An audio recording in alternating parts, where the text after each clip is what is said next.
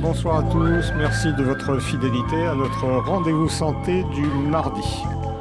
Certaines et certains d'entre vous connaissent le mot périnée, mais vous êtes sans doute très nombreuses et nombreux à méconnaître son emplacement et son utilité, par conséquent à sous-estimer son importance pour certaines fonctions qui nous sont pourtant essentielles. Rassurez-vous, vous allez pouvoir combler cette lacune grâce à mon invité, le professeur Bruno Deval, gynécologue obstétricien, auteur de Le périnée féminin aux éditions du Rocher. Et ainsi comprendre l'influence capitale à toutes les étapes de la vie de cette zone anatomique quelque peu taboue, éviter et combattre ces dysfonctionnements fréquents, volontiers invalidants, voire humiliants, et profiter des solutions existantes ou des traitements à notre disposition pour y remédier. Professeur Deval, bonsoir. Bonsoir. Merci de votre présence, encore plus appréciée aujourd'hui. Merci de votre invitation. Alors nous allons feuilleter ensemble quelques pages de votre ouvrage à la fois pédagogique et pratique. Alors je disais dans le lancement une région taboue, car dédiée en fait à deux fonctions transgressives, le contrôle de l'élimination des déchets, les urines, les selles, et la sexualité. Exactement. Vous avez parfaitement résumé la situation. Le périnée, on n'en parle pas, on en parle peu, à tel point que même mes collègues chirurgiens ne savent pas s'il y a un périnée masculin et ne savent pas ce qu'est le périnée féminin. Puisque j'ai un ami que je ne nommerai pas, qui est venu me voir un jour au bloc en me disant « Mais Bruno, mais c'est quoi le périnée ?» Voilà. Et il est chirurgien vasculaire. Et c'est un très très bon chirurgien vasculaire. Alors vous allez nous éclairer, ça voilà, se trouve voilà, où, le périnée? Alors le périnée, ce n'est pas un muscle. Hein. Le périnée, c'est ce qui se trouve entre les jambes. On dit que c'est une espèce de hamac, une sorte de hamac. Non, c'est le plancher de la maison. C'est pas un hamac parce que le périnée, c'est ce qui se passe, ce qui se trouve entre vos jambes. Donc effectivement, ça peut être un muscle, mais c'est aussi des tissus, des vaisseaux, des nerfs, du collagène, et donc il se définit en une superficie, un périnée superficiel. Sur le périnée superficiel vont apparaître les organes génitaux externes. Les organes génitaux externes, c'est les grandes lèvres, les petites lèvres, le clitoris, l'urètre, le canal anal, et l'anus, le sphincter anal, et le noyau fibreux central du périnée pour les femmes. Et pour les hommes, c'est les bourses, le scrotum, les testicules, et le pénis, et l'urètre. Ça, c'est les organes génitaux externes. Ça, c'est le périnée superficiel. Et puis, lorsqu'on remonte, il y a une aponévrose, c'est-à-dire un tissu un peu plus rigide, qui sépare le périnée superficiel du périnée profond. Et le périnée profond, là, ok, c'est un hamac, c'est un muscle qui s'étend d'une branche ischiatique à une autre, d'un bassin à un autre, et qui va couvrir et supporter plus haut le pelvis étant défini par la vessie, en avant, l'utérus au milieu chez les femmes, pas d'utérus chez les hommes, et le rectum en arrière. Donc voilà, c'est ça le périnée, vous comprenez ? Le périnée, c'est compliqué. Le périnée, c'est passionnant. Le périnée évolue au fil du temps. Et le périnée, c'est pas quelque chose c'est pas un élément qu'il faut galvauder. On va le voir au fil de l'émission. On va parler de plein de choses. On va parler de l'acquisition de la propreté, peut-être. On va parler de l'incontinence, de prolapsus, de mutilation. Ça, c'est le périnée. Ouvrage consacré au périnée féminin. Exactement, oui, c'est périnée féminin. Alors le rôle, vous l'avez abordé. Alors c'est une structure bien sûr anatomique, mais on se rend compte qu'elle est également très psychologique. Exactement, parce que c'est le confin, vous vous rendez compte, c'est une histoire de dingue, c'est le confin de la continence, comme vous l'avez rappelé, de la continence anale et de la continence urinaire, et de la sensualité, du plaisir. Donc, vous imaginez que lorsqu'il existe un désordre de l'un ou de l'autre au fil de la vie, eh bien, c'est assez, comme vous l'avez dit, humiliant. Et les femmes n'en parlent pas.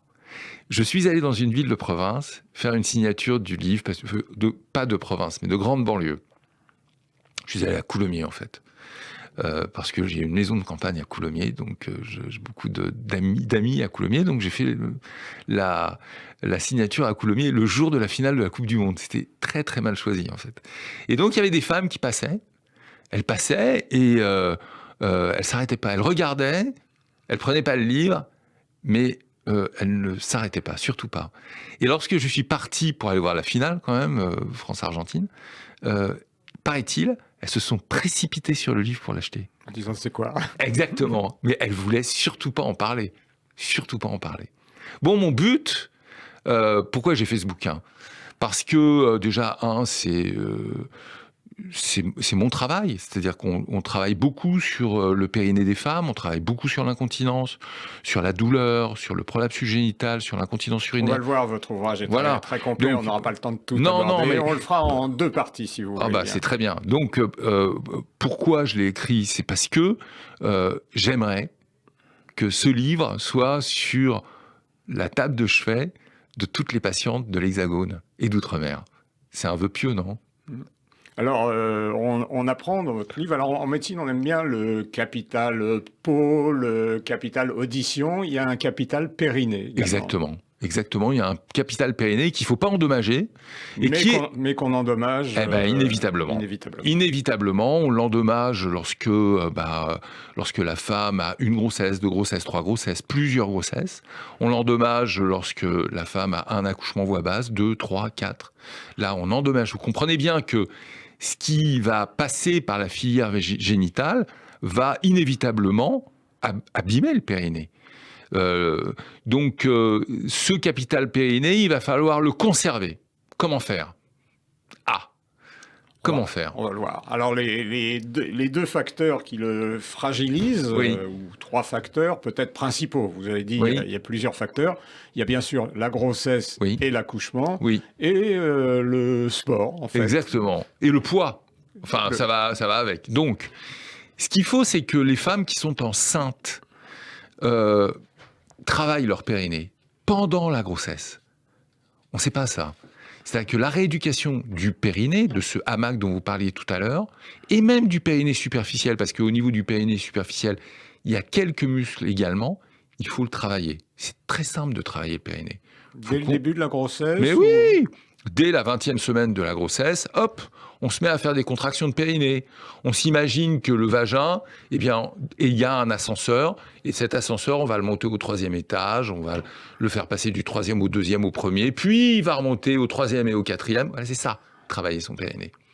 Donc, on travaille son périnée. Ensuite, respecter son périnée. C'est quoi? Faire attention à la prévention des déchirures. Vous avez entendu parler des déchirures périnéales qui donnent des incontinences anales, des incontinences urinaires, des douleurs après l'accouchement. Eh bien, il y a une manière de ne pas avoir ces déchirures, c'est de passer le doigt sur la face postérieure du vagin et d'assouplir la face postérieure du périnée superficiel. Et quand vous faites ça, eh bien, vous avez moins de déchirures. La bonne aussi façon de respecter son périnée, c'est que l'obstétricien le respecte également. L'accouchement est de la responsabilité de l'obstétricien, mais avec l'accord de la patiente. L'obstétricien qui va accoucher une patiente peut ou ne pas faire une épisiotomie. Moi, quand j'étais interne, par exemple à Saint-Antoine, toutes les primipares avaient une épisiotomie. C'est fini ça, on n'a plus le droit de faire ça. Donc quand on fait une épisiotomie, on dit à la patiente, madame, je vais vous faire une épisiotomie, est-ce que vous l'acceptez? En règle générale, c'est à la discrétion de l'obstétricien. Il doit expliquer pourquoi il va faire une épisiotomie. Donc l'épisiotomie n'est plus systématique et l'épisiotomie doit être rare. Ensuite, il y a l'extraction instrumentale de l'enfant. L'extraction instrumentale, c'est délétère pour le périnée, on le sait. Donc, il faut déjà commencer par ce qu'on appelle des ventouses. Les ventouses, c'est comme une ventouse qu'on met sur la surface crânienne de l'enfant et puis on va tirer. Et si on a des échecs de ventouse, là, on va faire une extraction instrumentale. Tout ça est à la discrétion de l'obstétricien. Je ne veux pas dire il ne faut pas faire de forceps. Loin de là, quand il y a une souffrance fœtale, il faut retirer le bébé par les voies naturelles. Mais il faut essayer, autant que faire se peut, d'éviter les extractions instrumentales. On est dans la balance bénéfice-risque, comme dans d'autres domaines. Exactement. Alors le sport. Non, avant le sport, peut-être la césarienne. Elle protège ou pas le périnée? Mais elle le protège à la première, à la deuxième, mais à la 3e grossesse, on s'aperçoit que le taux de femmes incontinentes après césarienne, après 3 césariennes, est identique aux femmes qui accouchent 3 fois par les voies naturelles. Donc il y a un effet grossesse, il y a un effet poids. Il y a la prise de poids pendant la grossesse, s'il vous plaît, mesdames. Et la constipation de la grossesse. Oui, aussi. Mais surtout, mesdames, je vous en supplie, ne prenez pas de poids pendant votre grossesse. Surveillez votre poids. C'est maximum 12 kilos. Je sais que il y a des beaucoup plus. Eh oui, parce qu'il y a des femmes qui disent je me nourris pour nourrir mon bébé. C'est une erreur. Mesdames, attention au poids pendant la grossesse. Pour plusieurs raisons. Parce que si vous prenez du poids pendant la grossesse, on voit des femmes qui prennent entre 20 et 30 kilos pendant leur grossesse. Donc, 1, elles vont avoir un diabète gestationnel. 2, elles vont avoir des tissus infiltrés. 3, elles risquent une macrosomie fœtale, c'est-à-dire un bébé trop gros. 4, elles vont garder ce poids, parce qu'elles ne vont pas le perdre. Donc, il faut faire gaffe. Il faut faire attention. Si vous êtes sportive et que vous êtes enceinte, faites du sport. C'est magnifique. Moi, je vois des femmes au Bois de Vincennes, elles ont leur poussette, ou pas du tout, ou elles sont enceintes, et elles courent. Mais allez-y. Ne vous gênez pas, faites du sport. Sauf que vous expliquez que le sport n'est pas si bon que ça pour le périnée. Alors bien évidemment ici, on a beaucoup d'émissions qui sont des recommandations nutritionnelles, alimentaires et l'activité physique. Et là, vous expliquez que le sport, en particulier de haut niveau, c'est le sport de haut niveau. Un petit peu dangereux pour le périnée. Alors, le sport de haut niveau, c'est... Ou le choix de certains sports. C'est ça. Le sport de haut niveau, c'est une femme qui s'appelle Carole Maître, qui travaille à l'INSEP, qui est gynécologue, qui est une femme fantastique, et qui pose la question aux athlètes de l'INSEP. L'INSEP, vous savez, c'est cette structure d'excellence dans le Bois de Vincennes. Dans le Bois de Vincennes. Et donc, elle leur dit, mais vous êtes incontinente ou pas ? Et les athlètes disent, oh non, jamais. Elle leur donne un papier, et sur le papier, il apparaît que 9 athlètes de haut niveau sur 10 ont des fuites urinaires, soit pendant l'entraînement, soit pendant la compétition. Donc effectivement, l'hyperpression liée à l'effort de haut niveau va fragiliser le périnée. Mais, ces femmes qui sont incontinentes, on les a suivies, puisqu'il y a des papiers, il y a une évidence scientifique, il y a des papiers qui sont sortis sur le suivi à très long terme des athlètes de haut niveau, sur les Jeux Olympiques de Rome et de Tokyo. 20 ans après, on leur a posé la question. Est-ce que vous êtes incontinente ? Est-ce que c'est un facteur de risque pour plus tard ? Eh ben non. Sauf pour celles qui prennent du poids. Toujours pareil, le poids. Maintenant, il y a le sport de haut niveau, et puis il y a le sport de masse. Là, vous habitez Paris. Il y a sport et sport. Non, mais le sport de masse, c'est très bien, le sport de masse. Bien entendu. Vous habitez Paris ? Oui. Bon, vous avez vu que le dimanche dernier, il y avait quand même le semi-marathon de Paris. Il y avait 40 000 participants au semi-marathon de Paris. Je suis encore plus surpris quand sur un marathon, il y a 40 000 personnes. Exactement. Donc, il vous suffit de vous balader dans les rues de Paris. On ne va pas faire du parisianisme, hein. Mais au moins, nous, on vit à Paris, donc dans les rues de Paris et de l'Hexagone. Mais tout le monde court. Donc, vous pouvez courir, bien évidemment. Mais quand vous courez, videz votre vessie avant. Et avant de courir, faites travailler votre périnée. Après votre course à pied, travaillez votre périnée et faites vos étirements. Mais surtout, si vous avez des fuites urinaires pendant la course à pied, eh ben, prenez des petits moyens. Il y a des patientes qui mettent un tampon pour soutenir la vessie et l'urètre. C'est très bien comme système. Donc elles mettent un tampon dans le vagin et elles vont courir. N'arrêtez pas le sport. Surtout, n'arrêtez pas le sport. Alors, il y a des sports à risque, puis il y a des sports moins à risque. Les sports à risque, c'est les sports à coups. Vous voyez ? Le basket, le volley, le tennis, la course à pied. Le basket, le volley, oui, bien sûr, l'équitation, le trampoline. Le trampoline, alors le trampoline, c'est une terreur, le trampoline. Les femmes viennent nous voir et disent « Ah bah voilà, je viens vous voir parce que là, j'ai fait du trampoline avec mes enfants. On a acheté pour les enfants un trampoline. J'ai voulu l'essayer, j'ai vite vu que c'était pas possible pour moi parce que j'avais des fuites urinaires. Le trampoline, c'est une horreur. Alors, choisir son sport, c'est quoi ? Un sport porté, natation, le vélo et le gainage. Le gainage. On parle beaucoup du gainage. Mais c'est génial, le gainage. Le gainage, c'est la planche que vous faites tous les jours. Moi, je le fais jamais parce que ça me fatigue. Mais il faut le faire normalement.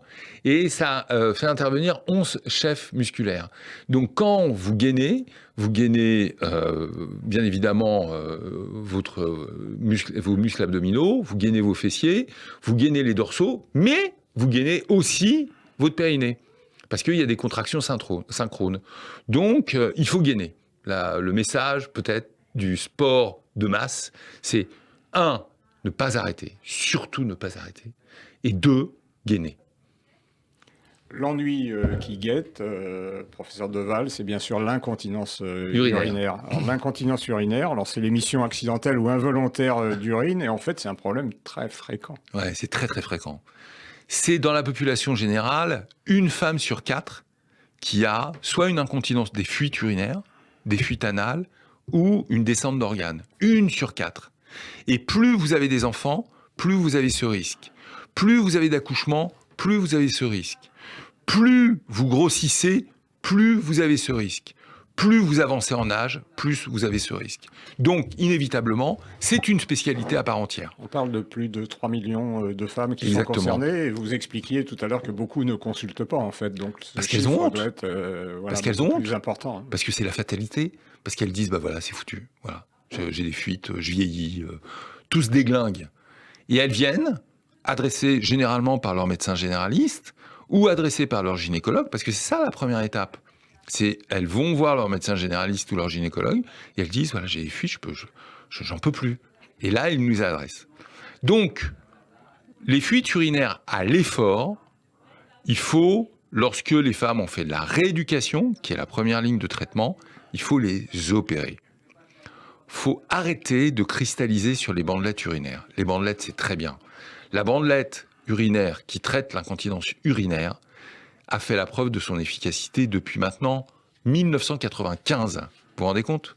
Elle a été créée en 1995 par un homme qui est gynécologue, qui travaillait à Uppsala, en Suède, qui s'appelle Ulf Ulmstein, qui est malheureusement décédé, qui aurait dû avoir le prix Nobel, et qui a inventé cette technique, qui est une technique extrêmement simple, et qui, dans des mains entraînées, marche très bien. Alors on expliquait, je crois qu'il y a à peu près plus de 300 000 femmes qui ont bénéficié de ces bandelettes, et on expliquait que 10% ont parfois des complications. Ah, vous voulez qu'on parle des complications bandelettes ? Non, juste... C'est pas gentil, ça. Non, juste dire un mot. Juste dire un mot, parce que, voilà... Il faut parler à ce moment-là. J'ai pas envie de trop parler des complications bandelettes, parce que c'est un sujet qui est tellement vaste. Il faut, quand la patiente vient voir son chirurgien, dise, voilà, moi j'ai des fuites urinaires, je me suis renseigné, toutes les patientes se renseignent. Je me suis renseigné, est-ce que vous pouvez me parler des complications ? Et là, le chirurgien doit parler, dans le cadre du consentement éclairé, absolument, des complications des bandelettes sous-urétrales. Là, c'est pas le sujet aujourd'hui. Le sujet aujourd'hui, c'est positif. C'est, vous faites du sport, vous avez des grossesses autant que vous voulez, vous choisissez votre sport, surtout ne pas l'arrêter, continuez à faire du sport, faites gaffe à votre poids. Si vous avez des fuites urinaires, faites de la rééducation. Et si la rééducation ne suffit pas, eh bien à ce moment-là, on vous opérera, on vous mettra une bandelette. Discours tout à fait rassurant. Oui. C'est important pour nous. Oui, bien sûr. Bien sûr. Les bandelettes, parce que il y a information contre information. On l'a vécu beaucoup avec le Covid, avec les épidémies sur les bandelettes, c'est fantastique. Les trains qui arrivent à l'heure n'intéressent personne. Mais oui, mais les bandelettes, c'est fantastique. Les bandelettes ont sauvé la face de la chirurgie urogynécologique, parce qu'avant, on avait des techniques qui étaient ancestrales, conventionnelles, pas ancestrales, mais conventionnelles, où les femmes étaient opérées et étaient hospitalisées entre 5 et 7 jours. Là, la patiente arrive le matin, on lui met la bandelette, et elle repart le soir. C'est de la chirurgie ambulatoire. Ou elle reste une nuit. C'est beaucoup plus simple maintenant, et ça marche. Vous avez parlé, professeur Deval, de l'incontinence d'effort. Il y a des incontinences par impériosité, exactement, les urgenturies. Vous pouvez nous dire la différence La différence, c'est une femme est dans la rue. Elle tousse, elle éternue, elle crie après son chien qu'elle tient en laisse, qui tire très très fort. Elle a une fuite. Ça, c'est l'incontinence à l'effort. Une femme est dans la rue. Elle monte n'importe quelle rue de Paris ou de l'Hexagone. Et tout d'un coup, elle a une envie très pressante d'aller aux toilettes, irrépressible. Pourquoi ? Parce qu'elle a une contraction de sa vessie, en règle générale. Et cette contraction de vessie s'appelle l'hyperactivité vésicale. Quand l'hyperactivité vésicale n'est liée ni à une infection urinaire, ni à une pathologie pelvienne, c'est-à-dire une maladie. Non, mais même un gros fibrome ou une masse pelvienne qui appuie sur la vessie et qui diminue la capacité vésicale fonctionnelle, c'est-à-dire la compliance de la vessie, quand il n'y a rien. s'appelle une hyperactivité vésicale idiopathique. Dans ces cas-là, rééducation. Rééducation. Première ligne de traitement. Vous dites éducation et rééducation. Éducation parce qu'il faut aller faire pipi souvent. Toutes les heures et demie, puis toutes les 2 heures. Et puis, il y a des moyens maintenant très simples. On peut mettre des électrodes au niveau tibial postérieur, c'est-à-dire au niveau de la malléole de la cheville. Oui, j'ai appris ça dans votre ouvrage. Ça s'appelle les TENS, et ça marche très bien pour une femme sur 2. Ça, c'est la première ligne de traitement. La deuxième ligne de traitement, c'est les médicaments. Mais les médicaments, il y a des médicaments qui donnent la bouche sèche, c'est des médicaments atropiniques. Et puis, il y a une autre classe de médicaments qui est la bêta-3 adrénergique, c'est la...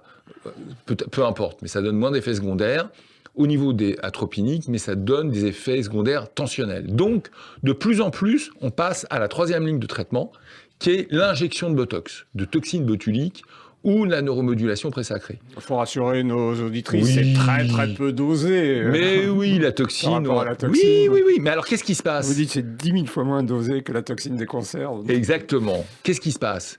Il se passe que ces femmes qui étaient chez elles, qui n'osaient plus sortir, qui n'osaient plus aller au ciné, qui n'osaient plus aller au théâtre, qui n'allaient plus à l'opéra. Dommage de ne pas aller à l'opéra. Il y a une très bonne présentation à l'opéra Bastille, à l'opéra Garnier, à l'opéra Comique. Il faut y aller à l'opéra. Prêchez un convaincu. Voilà, il faut y aller à l'opéra. Donc ces femmes-là qui n'y allaient plus, on les injecte, on leur fait une injection de toxines, et elles retrouvent une activité, une autonomie. Qu'est-ce qu'elles disent? Vous m'avez rendu ma vie, vous m'avez rendu ma dignité. Merci docteur. Voilà, merci pour la toxine. On a parlé, professeur Deval, de l'incontinence urinaire. Il y a quelque chose d'encore plus compliqué, d'encore plus humiliant, qui est l'incontinence anale. Ah, ça c'est un pavé dans la mare des chirurgiens de la reconstruction pelvie-périnéale. L'incontinence anale, c'est 10% de la population. 10%. 10%.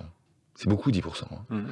La première chose qu'il faut, quand on traite une incontinence anale, c'est de rechercher une constipation. C'est tout bête. Il y a 4 types de constipation. La constipation de l'incontinence anale, c'est la constipation terminale. C'est le caca qui reste dans le rectum et puis qui va créer des gaz, qui va créer des sels liquides que les femmes ne peuvent pas, si le caca n'est pas expulsé, eh bien ça crée une fermentation et que les femmes ne peuvent pas contenir. Donc la première chose à traiter et à rechercher lorsqu'il y a une incontinence anale, c'est la constipation. Après, quand il n'y a pas la constipation, c'est la rééducation. La rééducation à gogo, où on va, comme vous l'avez dit tout à l'heure, renforcer ce hamac, où on va essayer de renforcer les sphincters. Il y a 2 sphincters au niveau du canal anal, un sphincter interne et un sphincter externe. Et puis, si ça ne marche pas, on va essayer de rechercher un prolapsus interne du rectum ou un prolapsus rectal. Ça peut aussi expliquer l'incontinence anale. Et si ça ne marche pas, on a les neuromodulations présacrées qui peuvent marcher dans plus d'un cas sur 2.